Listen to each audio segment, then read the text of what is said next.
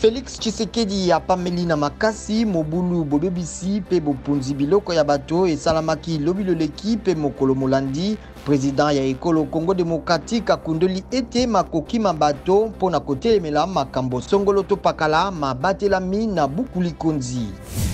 Bayi PPRD bakebisi ete soki bayi boyokani FCC cash balingi lisusu libala te bakokende na bokaboli ndako moko na bombanda. Bakomi na liyebisi ete mibeko misato miye misalami na Assemblée nationale pona misala ya bosembo mizali kopesa parke makasi ya kosala lokola loboko ya mbulamatari na bokambami bwa ministre ya mambima bosembo.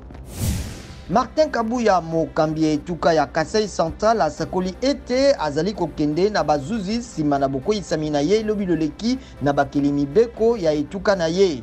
Asengaki bakeli mibeko mwa ntango ya mbona koyanola na bobengisami bwaye kasi bakeli mibeko bazelaki te mpe bamolongolaki. Mangomba Maïke, ma société civile matelemeli boponami bwa Ronsard Malonda, secrétaire national exécutif ya CENI pona kokamba misala miamboka miamaponami.